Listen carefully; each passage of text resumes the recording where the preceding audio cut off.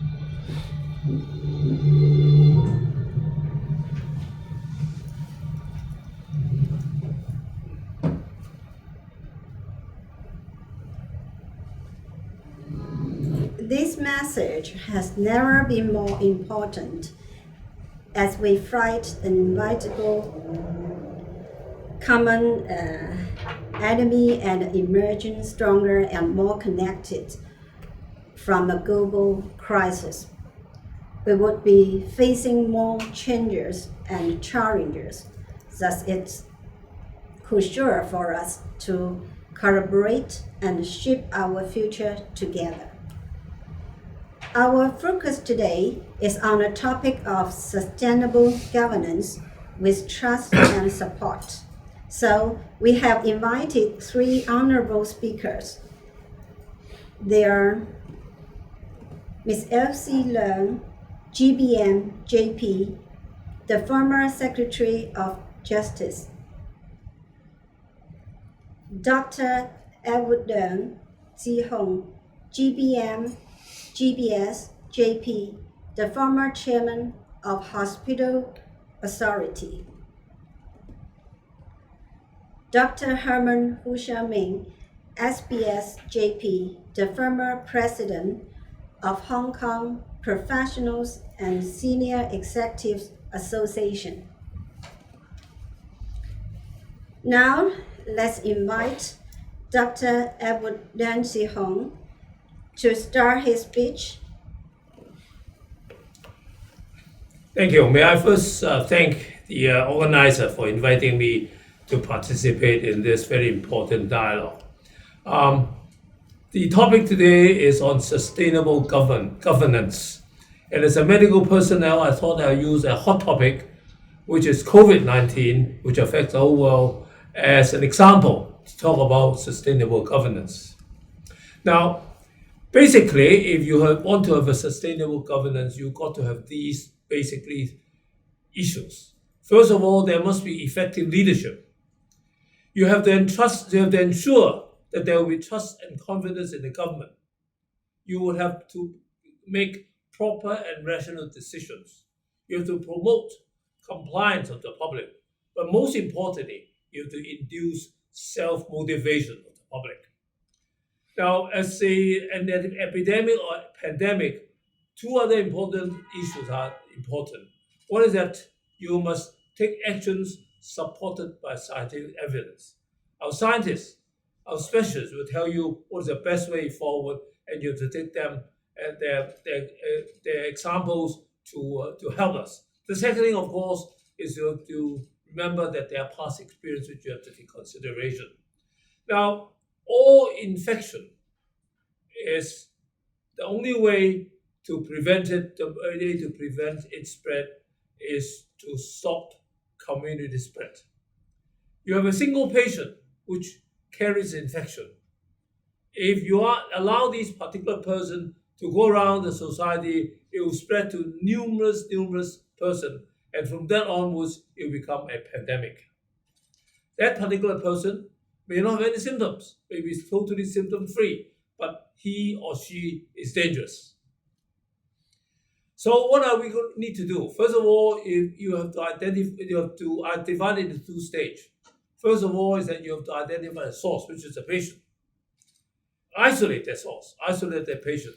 Quarantine all the contacts so that the source and the contact will not be able to go around the community to spread the disease. Then you come to stage two. You're going to identify the cause. What is the cause of the infection? In this case, it's coronavirus. You have to try to develop curative medication. But unfortunately, a lot of these infections, up to today, there's still no curative medication. Take AIDS as an example.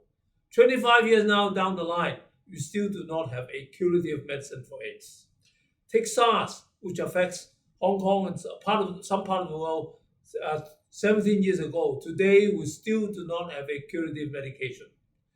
Again, you could develop vaccine, but again, you see that for many years, you still may not be able to develop vaccine. Now, if you look back at SARS, which was 17 years ago, you look at the basic principle that we use. First of all, is we identify a source. We identify the spreader, or we call them the super spreader. Then we identify the means of spread. Then we ask people to prevent themselves and to protect themselves from getting the disease. And finally, we prevent community spread. What success did we get from SARS, which is 17 years ago? First of all, we minimize community spread. We isolate and quarantine source and contact. We immediately quarantine all residents. The source of spread was in Amoy Garden, which is a housing block in Hong Kong. We know very well that the spreader is there, so immediately we quarantine all the residents of Amoy Garden. What we did was, in the very early morning of the incidents, we went to totally close that particular housing block so that the people cannot leave the housing block at all to spread the disease and put them into an isolation center. We moved to do effective contact tracing. We want to make sure that people who have been in contact with residents of Amber Garden are being traced. So we asked the police department, the hospital authority, and health department to help us to trace this contact. And finally, we prohibit visitation to all infected patients. We admitted the patients to hospital. We make sure that, very unfortunately, they will not be visited by their families. We apologize to the victims and their relatives, but we make sure they do not visit them so as to carry the infection itself. Well, what did we learn from SARS? First of all, we changed public behavior. Today in Hong Kong, almost invariably, everybody try their best to wear a mask. Wearing a mask will prevent the infection to spread. Wearing a mask actually also helps to prevent even flu to decrease in incidence. We wash hands all the time because we know very well that touching places where they have the bacteria or virus can easily contact the disease, and you rub it in your own face, your eyes, you get an infection. We acknowledge the existence and importance of infectious disease.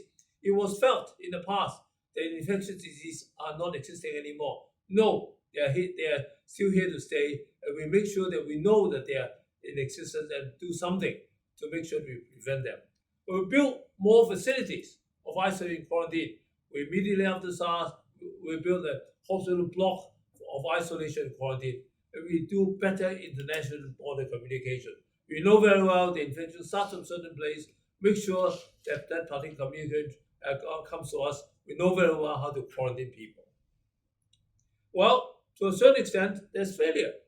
As I mentioned just now, 7 years down the line, we still do not have a Medicaid for cure, and we still have no vaccine to do the prevention. How did Hong Kong score in COVID-19 since last December? I think can I have the slide back last slide? Yes, we have been very successful. We have a total of 1,666 cases. Yes, we had another case yesterday. We only have 4 deaths, and the total recovery is 1,029. I think we had very good result. And the very good result is due to 2 things. One is effort by the public. Every single member of the public is motivated to protect themselves. They comply with the government's decision. Government did a lot of work. For the last many years in Hong Kong, our public healthcare system is extremely helpful and efficient. No patient is being turned away in the public hospital. We have a team of very dedicated public healthcare professionals. We have had effective prevention of people entering Hong Kong. The initial infection started from Wuhan, and at a very late stage, we say stop them from coming to Hong Kong. We had proper screening to isolate people from entering Hong Kong. And unfortunately, it was done at a little bit later stage. We closed high-risk establishment, karaoke, bars, massage parlor, we closed them. And finally, we ensure that there's compulsory social distancing. We make sure that people do not come together. We make sure that only 4 people can sit down to have dinner, and so on and so forth. Could we have done better? As our leaders in the central government says, 有最好，只有更好. We do not have anything which is the best, but we can definitely improve ourselves. Well, there are certain actions taken by government which up to today I still do not understand. Which, to a certain extent, if we have done it, could even have produced better results. For example, in January 21st, you need to declare your health status if you come from Wuhan by air flight. But for whatever reason, those who come from high-speed train and who drive to Hong Kong are not asked to do health declaration. I don't understand. Secondly, on March 17th, government says from March 19, all entry to Hong Kong will have to abide by 14 days isolation. Why is there a 2-day delay in imposing this particular issue? On that 2 days, a lot of students, a lot of people who are living in UK and United States rush back to Hong Kong. Now, these are the people who could be sick, they could be carrying the disease to come back to Hong Kong, and they will spread the disease to Hong Kong. What is the cause? I don't know. And I'm sure they are, to a certain extent, the source of community infection. Number 3, on March 23, all Hong Kong residents will have to undergo a COVID-19 test. They come to the airport, they will be given a container to go home to collect the sputum and send it back to government the next day. Now, they're allowed to go on public transport, they're allowed to go on taxis, they're allowed to go home to mix with their family. And you realize in Hong Kong, our family housing size is small, 400 square feet, where you have the parents, the grandparents, and everybody together. That is the source of possible community spread. But why are all these happening? And why did not government take a more active attitude on this? I don't understand. Well, Hong Kong, after COVID-19, needs to be even more better prepared. We have to train more healthcare manpower. We still do not have enough manpower to deal with infectious disease. We have to have more medical facilities.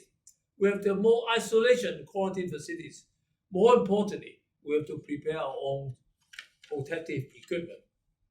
In the initial phase, we are all rushing to buy masks, rushing to buy protective garments. We have to go all over the world to buy them. Why can't we start producing our own? I think this is the time that we have to think about this Obviously, we may not be able to reduce enough, but we have to start somewhere.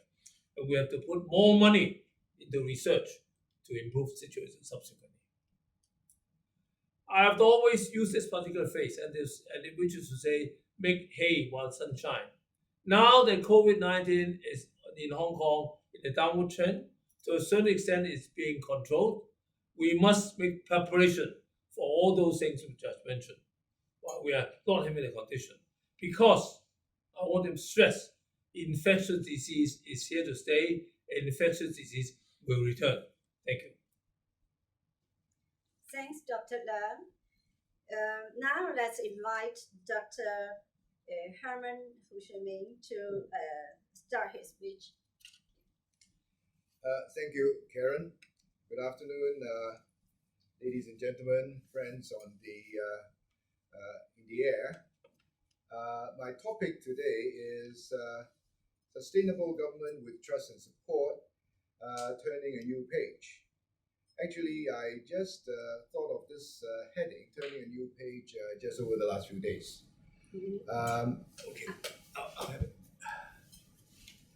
Like any other government in the world, the Hong Kong Special Administrative Region government have the mission to ensure the prosperity and stability of Hong Kong, and they are accountable to the people who live and work in it for peace and contentment. They are also charged with the duty to uphold the basic law and safeguard the rule of law, which is the cornerstone to make us different and unique from everybody else on earth, and also to ensure the stability of the public finance. And our government is very proud to have over 1.1 trillion up to the end of last year. With the pandemic, I think this figure is depleting, but not by too much. For friends who are not too familiar with Hong Kong, I just like to mention a few things. Hong Kong is an international financial center, an international logistics, shipping and transport hub, and also a hub for innovation and technology. Hong Kong has 8 government-funded universities, and 5 of them is ranked in the top 100 in the recent QS university rankings. And we have a large pool of world-class, high-end professional services in Hong Kong to support not only Hong Kong business, but also mainland China and business in the region. Hong Kong is also the freest economy in the world, and according to a Heritage Foundation, we are there since 25 years ago.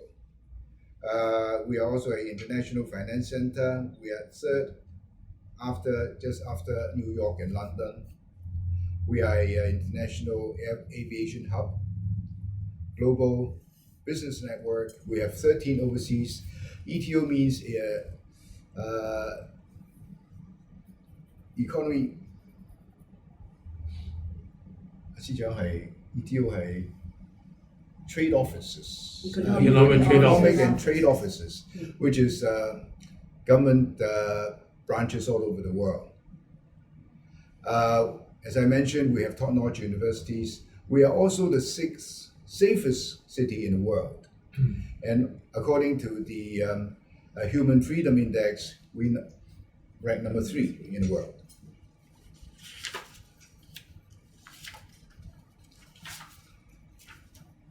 With the recent economic development in mainland China, I see that we have 2 golden opportunities.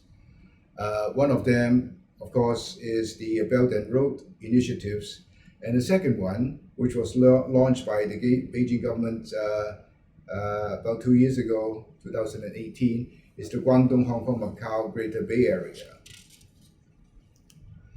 I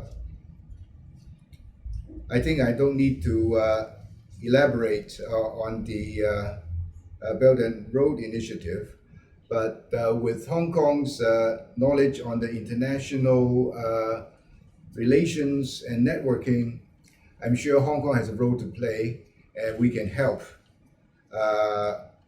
in developing business and economies in this region.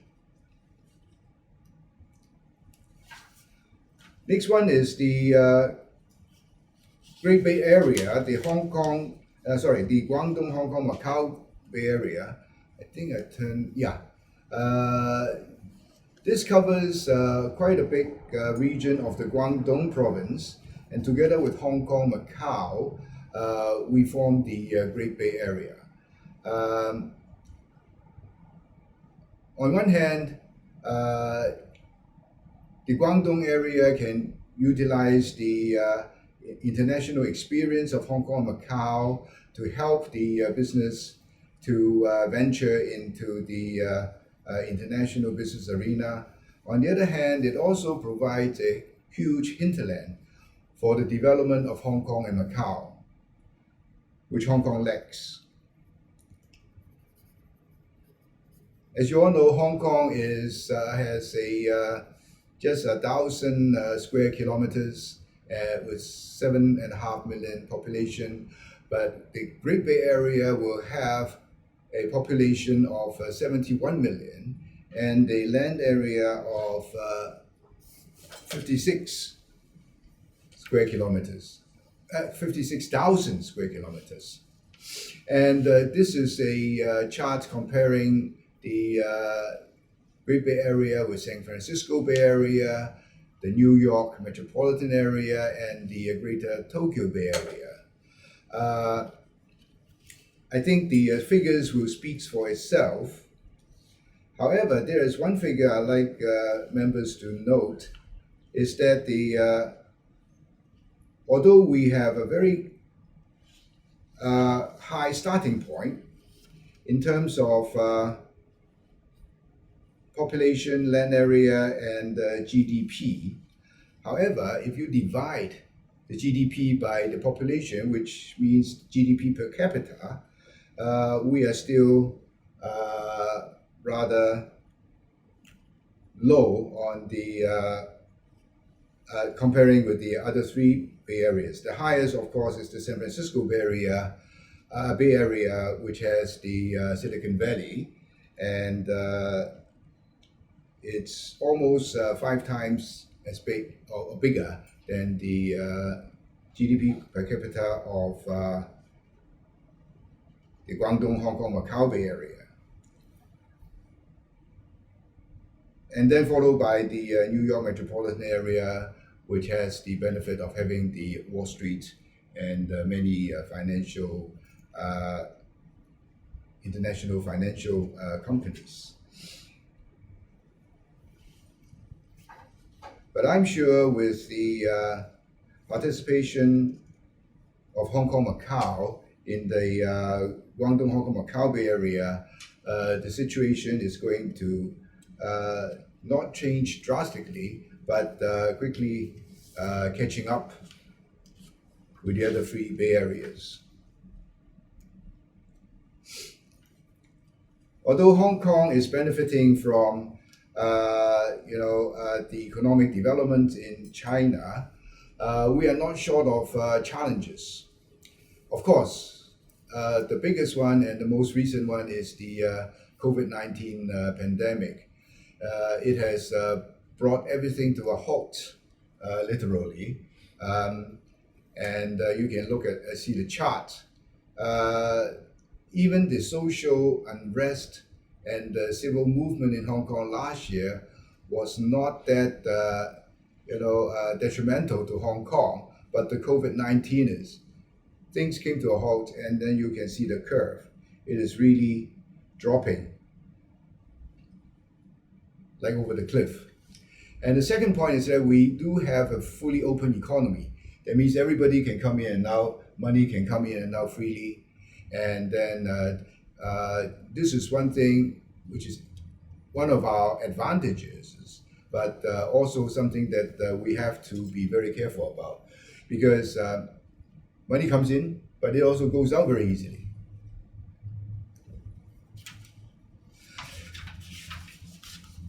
And with the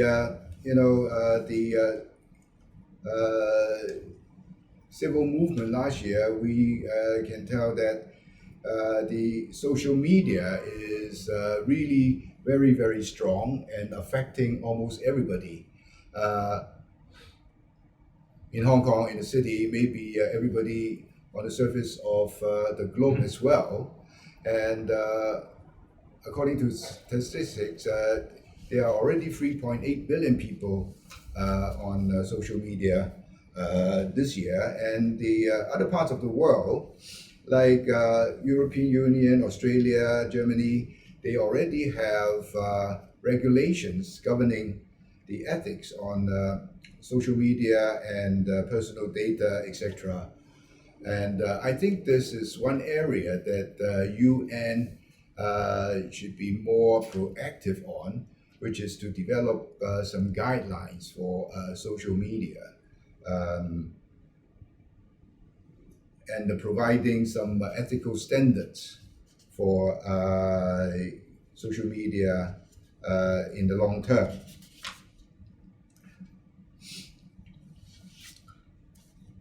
Now, a lot of people want to know, can the Hong Kong government do better? I think the Hong Kong government was praised to be one of the best government in the world 23 years ago, before at the handover, but it adopted a so-called laissez-faire policy, which is a big market, small government.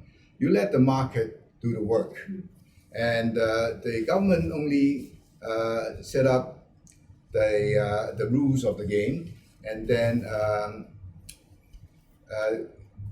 just take a role of the referee. You guys just follow the rule and see who is a better company. But looking around us, especially the Hong Kong business world, feel that now every other government is helping their business to get contracts from other countries. Why shouldn't our government be more active in helping our Hong Kong companies to get contracts from other places? So we expect that now we are not on borrowed time and place anymore. Our government should really partner our business to do more in the years to come. And also with the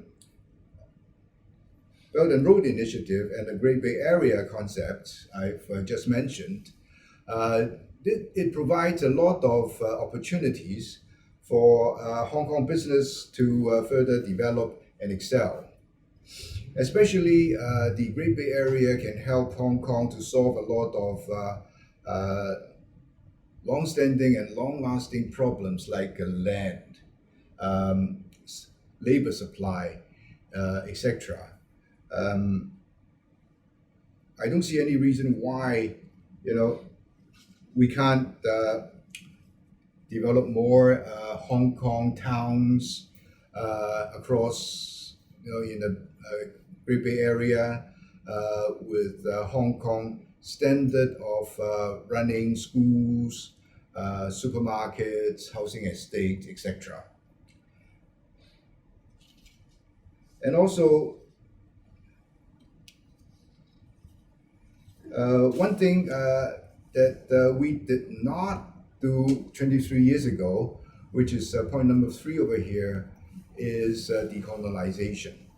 It is not a decolonization in the UN sense, but since we have decolonized, but a lot of government mindset and a lot of unspoken rules, practices, etc. is still very, very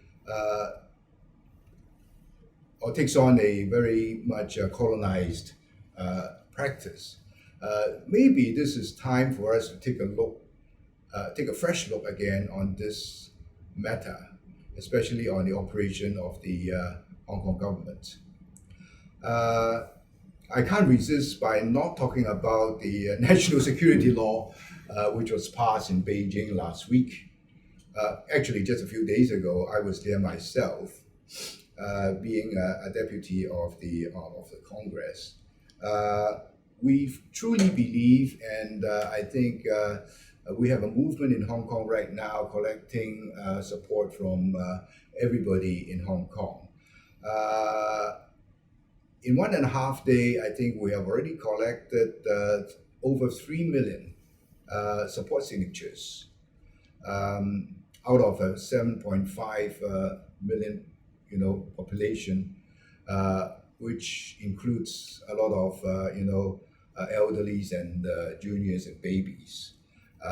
So 3 million is way past the 50% mark, and I can conclude by saying that the Hong Kong people do support this new national security law, which is not being enacted yet. The Standing Committee of the National People's Congress is going to draft it, and then before it is being introduced, it still has to be passed by, still has to go through the normal procedure. Maybe Ms. Leung can, elaborate a little more on that later on. And this is we believe that it is the bedrock underpinning the stability of the country. And because we have this security loophole since the handover, the political situation in Hong Kong doesn't enable Hong Kong to make its own laws, so Beijing will lend its helping hand. We welcome it, and I think it is going to change the landscape in Hong Kong completely. This is why I chose the topic, turning a new page. We hope we will be entering a new era for Hong Kong, and I'm confident that Hong Kong can be a better place in the future. Thank you. Thanks, Dr. Hu, turning a new page. And now, may I invite Ms. Elsie Leung, start the speech and then moderate this dialogue. Ms. Leung, please. Thank you, Karen. It gives me pleasure to attend this forum, which is to commemorate the 75th anniversary of United Nations.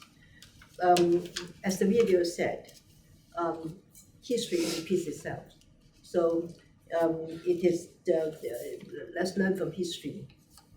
Today's title is sustainability, sustainable governance, trust, and support.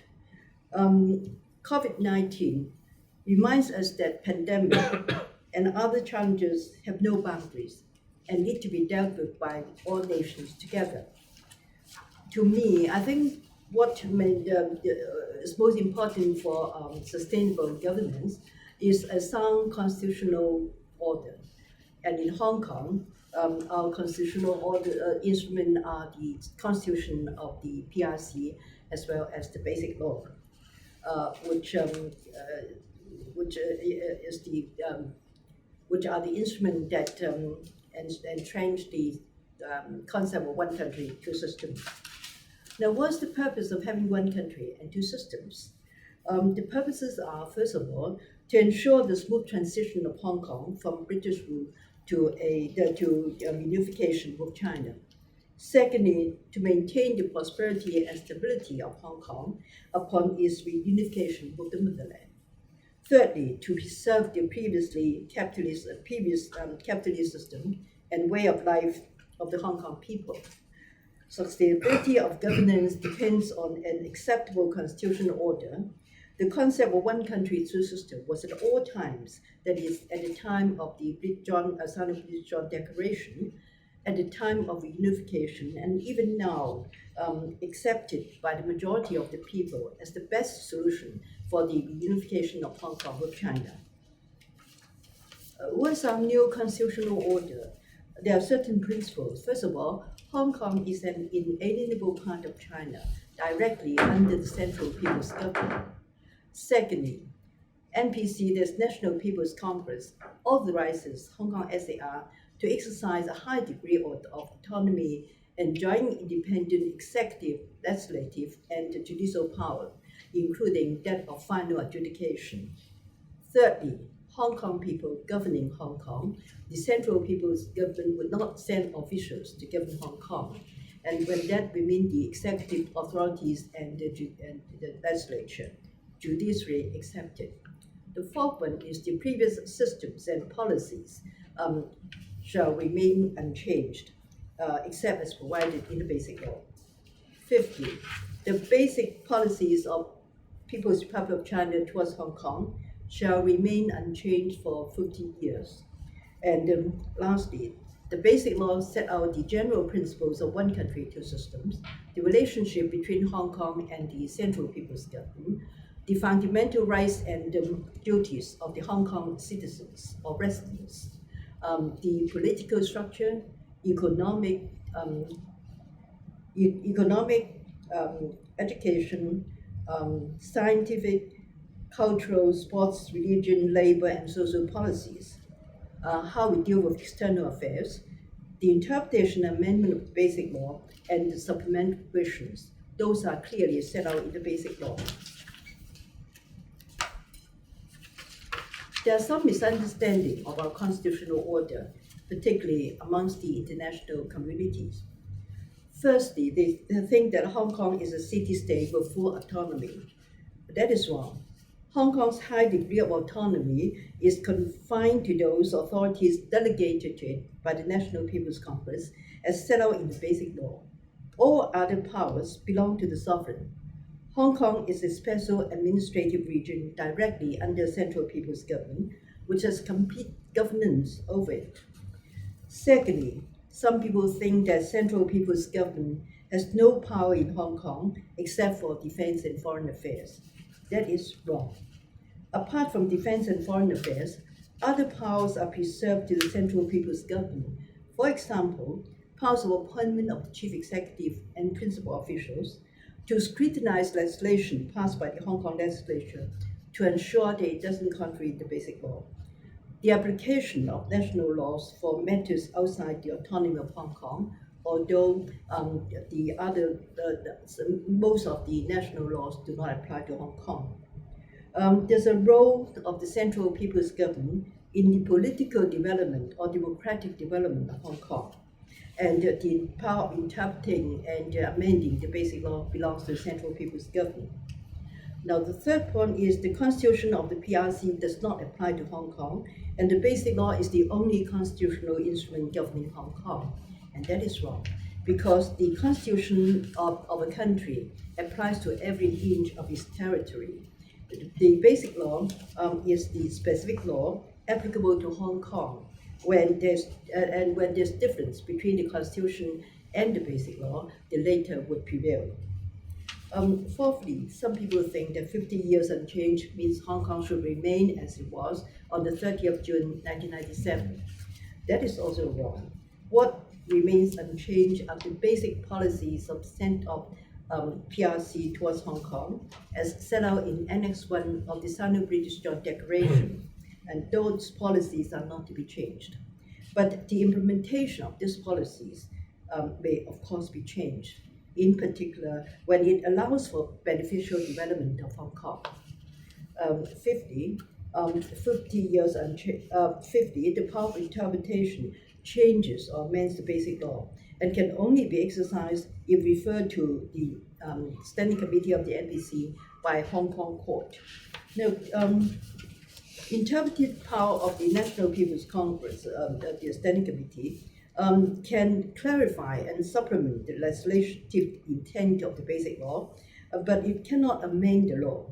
It may be exercised by the NPCSC on its own initiative, by the State Council, as well as by the Hong Kong Court, in accordance with Article 158, subclause 3.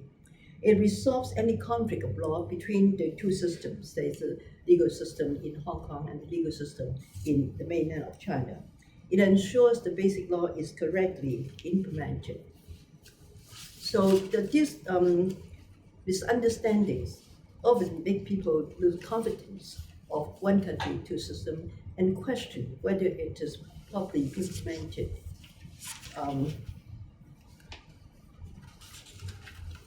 On the 20th anniversary of the establishment of the SAR, I summarized the achievement of Hong Kong under the constitutional structure. That is, firstly, a seamless transition. There was no bloodshed, there was no revolution. It was a smooth transfer of sovereignty. Number two, prosperity, stability, and capitalist system are maintained. Thirdly, lifestyle remain unchanged, and that is because fundamental rights and freedoms are protected by the basic law. Fourthly, the rule of law is robust, judicial independence maintained. Fifthly, there's gradual democratic development. It's an orderly progress, although we have not yet arrived at universal suffrage. Fifthly, external affairs continue to develop and expand. So you can see for the 20 years after reunification, the one country, two system concept worked well in Hong Kong. But what happened since the early summer of 2019? At that time, the government proposed to amend the Fugitive Offender Ordinance to include rendition of offenders to the mainland and Taiwan, which aroused large-scale demonstrations. This is because many people experienced or inherited unfavorable memories of living under the communist rule, which went through a tortuous role in the early years of its establishment. In particular, in law enforcement, they do not see the progress China has made in the past 40 years, including changes in the prosecutorial and judicial systems. Also, subversive elements made use of the fragile public sentiments and demonized the amendment bill, causing riots and disturbances. There's evidence that such subversive elements were also supported or instigated by foreign influences. The economy and livelihood of the people were seriously affected. The rule of law challenged. Hardly has COVID-19 been under control. They recently resumed such righteous and terrorist activities, aiming at the secession of Hong Kong from China and the total destruction of our future. Therefore, this need for national security is endangered. What caused the sudden turn? You have heard from Dr. Herman Hu. What were the causes? I would say that I support what he said. One country, two systems is a new concept in governance, which both the Central People's Government and Hong Kong SAR must learn from the experience to implement it correctly. Secondly, there has been insufficient efforts to promote national identity and acceptance of the sovereign upon the unification of Hong Kong with mainland China. That's what Herman mentioned about decolonization. Like many other countries, there are long-term livelihood issues that need to be resolved and that cannot be immediately resolved by the government. It needs a long-term planning. Subversive elements take advantage of freedom and rights to mislead Hong Kong people, particularly young people, into righteous acts, to subvert the government and attack the law enforcement bodies, using scaremongering tactics through extensive social and other media infiltration. Foreign powers' influence and intervention is obvious. Distrust of the government and law enforcement authorities upset our stability. Turning a new page. Herman has mentioned that the Central People's Government's recent measures for improving legislation and enforcement mechanism for protecting national security and that is important for the return to law and order. Dr. Sich Leung has shown us that how we fought and we are fighting COVID-19. That for this time, I believe that trust and support are necessary for sustainable governance. And Herman also talked about the ways to turn a new page. It throws light on how the government can regain trust and support of the people, thus ensuring sustainable governance under a solid and stable constitutional order, hence the sustainable development of Hong Kong. In conclusion, I would say that I have full confidence that given trust and support of citizens, united under the banner of one country, two systems, we shall survive the challenges facing Hong Kong and come out stronger than before. Thank you. I understand that we now go into the dialogue stage. Dr. Leung, you have given us enlightenment on how we dealt with COVID-19. Now, can you envisage what would be the problems facing the world in 2045 when United Nations attains its 100th anniversary?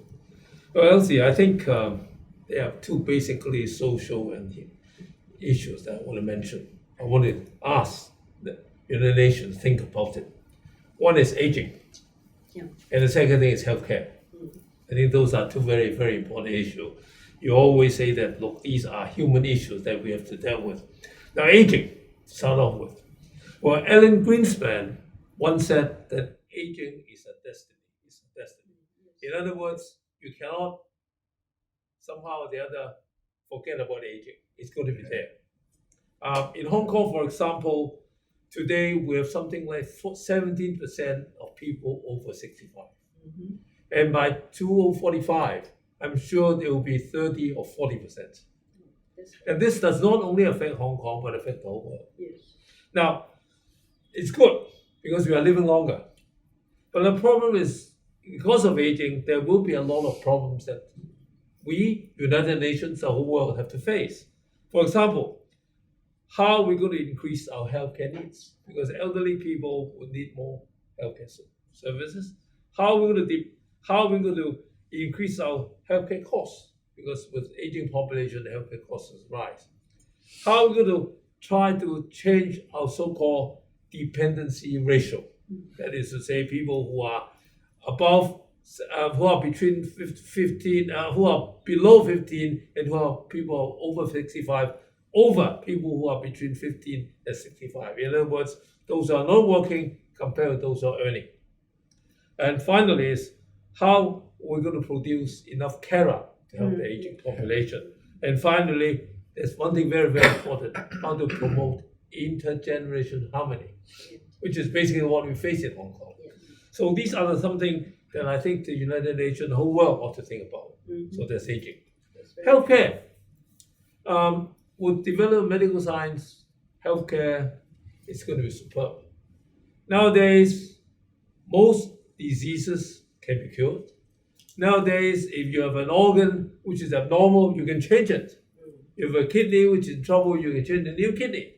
You have a joint which is in trouble, you can change the joint. So everybody can be cured of things like that. Even the cancer, you can cure cancer or you can live with cancer. Yes. I think that's very important. But again, we're going to look at another issue, and that is, besides COVID-19, which is an infectious disease, and we know that this is going to stay, we also need to look at the situation where the whole world is developing into what I call non-communicable disease, lifestyle disease, hypertension, diabetes. All these are preventable. But how are we going to push people to not to smoke anymore? How are we going to make sure that people do not get over obesity and so on and so forth? But I think there's one very important message, and is while medicine has improved so much, and the affluent society in the developed countries, everybody's enjoying a good healthcare lifestyle, there's still something like 50% of the world who does not even have the basic healthcare. I think United Nations must be looked at it. Yeah. I always think of one issue, and is we're all living in a one world, but are we actually having one home? Yeah. I think we got to address the solution by 2040. Yes, thank you. Herman, I'm afraid we have to leave some minutes, a few minutes for Karen to wrap up. I would like to ask you, what advice would you give to the United Nations Secretary General in preparation for the problems facing governance in 2045? Thank you, Elsie. I think on one hand, UN is already doing very well in many topics, for example, environmental issues, education, fighting poverty. I won't agree more with Dr. Leung said earlier.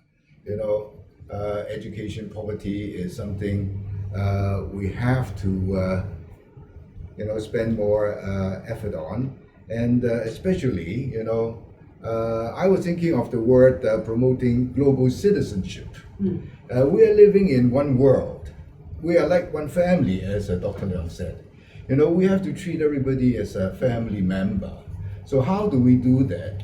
And how do we make our, global leaders and policymakers think in this direction? We also need to promote, I think UN need to be more outspoken and promote righteousness rather than, having, the interests of one country over everything else. I think we have to promote our common goals and how to achieve that, and I expect UN to be a little bit more outspoken on this aspect. And finally, as I said earlier, we need to have some guidelines on social media. Social media is affecting almost every single soul on earth. If we cannot stop or distinguish, incorrect or fake information, it is going to do more harm to our civilization than the good it can do. Okay. So I hope UN can develop some kind of guidelines to guide us along the way. Mm-hmm. Well, today we have heard from Dr. Leung regarding our experience in dealing with COVID-19 and how governments would be affected of the help in our success over the problem. And Herman has enlightened us on the economic and political and other developments which took place in Hong Kong, and how we can learn from their experience. So I pass it back to you, Karen, for your closing remarks. Thank you, Elsie. We have conducted the three sections of UN 75 dialogue. They are climate and environmental sustainability at the Financial Center, Hong Kong, on the 18th of May. Prospecting education with technology and human resources in Hong Kong and the Greater Bay Areas on May 30th. And the sustainable governance with trust and support in today. Thank you so much for all the distinguished speakers with their supports to make this dialogue remarkable. And thank you for all the audience on the internet worldwide to hear the Hong Kong stories. We look forward to seeing you in the near future. Thank you all. This marks the end of Hong Kong's UN 75 dialogue. I hope these three dialogues have provided you with insight into the advantages and future prospects of Hong Kong's development. We have received views from audience around the globe, including the United States, Mainland China, Korea, Japan, Canada, Australia, Thailand, Italy. We would like to invite you to keep updated with the videos, UN's event news report, and other folding up materials that will be posted on our website, Facebook, YouTube. Let's look forward to 2020 and shape our future together. Thank you for joining us. Goodbye. Bye.